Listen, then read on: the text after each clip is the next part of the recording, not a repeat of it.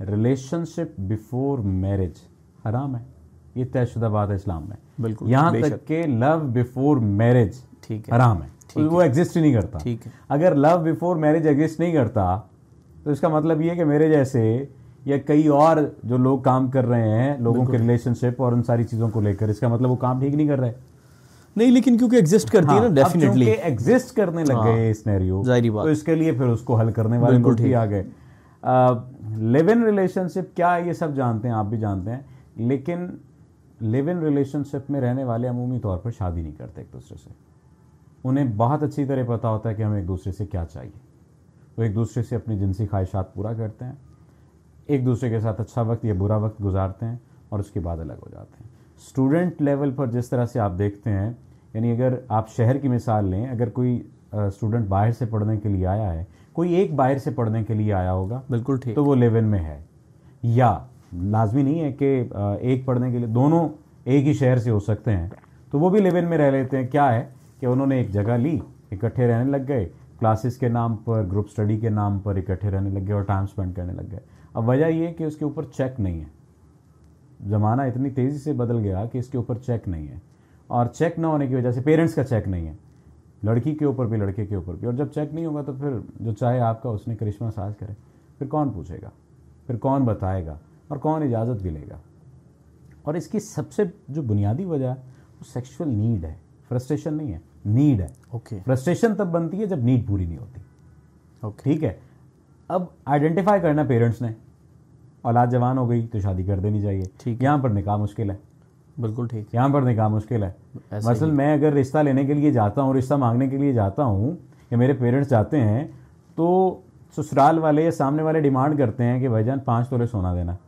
अब मेरी तनख्वाह 60,000 है, हाँ, तो 5 तोले सोना 10 लाख बनता है या 13 लाख बनता है, तो मैं 60,000 तनख्वाह, मैं तो सारी ज़िंदगी इस काम में लग गया।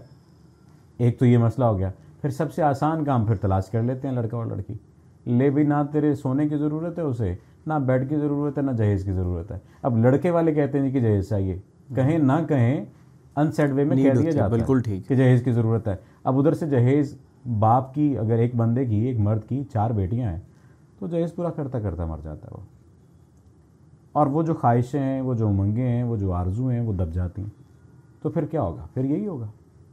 यानी ये बुनियाद ख़राब जहाँ से है ना, वहाँ से ठीक करने की ज़रूरत है। एक बड़ी मैं आपको मज़ेदार बात बताऊँ, मैं अक्सर ये बात कहता हूँ कि शादी के लिए ये नहीं कहा जाता कि लड़की को रोटी बनानी आ गई तो उसकी शादी कर दो। एक जुमला सुनते हैं आप कि लड़की या बेटी या बच्ची जवान हो गई तो इसकी शादी कर दो, कोई अच्छा रिश्ता देखो।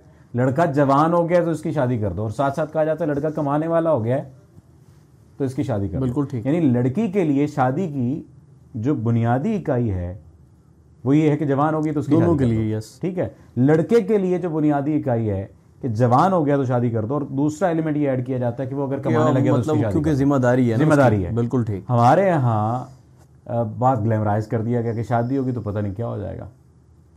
साल के 365 दिन हैं, आप अगर मैक्सिमम भी फिजिकल हो सकते हैं ना, इंटीमेट हो सकते हैं, तो एक रिसर्च के मुताबिक 170 टाइम हो सकते हैं। इतना गैप आने लग जाता है, 170 टाइम हो सकते हैं। चले बेतहाशा मरतबा तो 211 मरतबा हो सकते हैं, वैसे भी गैप आने लग जाएगा। तो 211 मरतबा तो आपने 3, 4 मिनट, 5 मिनट, 8 मिनट या 10 मिनट की आपकी ये परफॉर्मेंस है, ठीक है। उसके बाद की पूरी जिम्मेदारी है, सुबह से लेकर शाम तक की, शाम से लेकर फिर सुबह तक की। अब उस जिम्मेदारी के लिए मर्द को तैयार होना है, या लड़के को तैयार होना है, या लड़की को भी तैयार होना है। तो ये तैयारी उधर से उसके पेरेंट्स करवाएंगे, इधर से इसके पेरेंट्स करवाएंगे।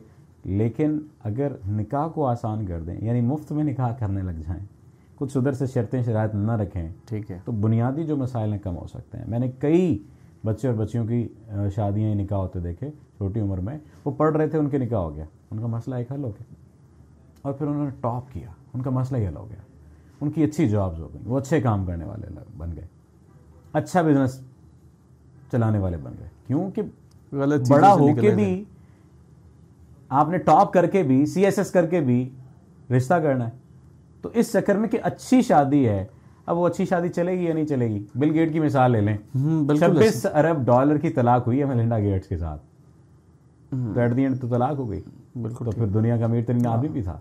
तो ये बात यानी और तरफ चली गई। बात करने का मकसद निकाह को अगर पेरेंट्स आसान कर दें और फौरी तौर पर जवानी के साथ ही कुछ चीज़ों को सिखाने के बाद निकाह कर दें तो ज़िंदगी आसान हो सकती है।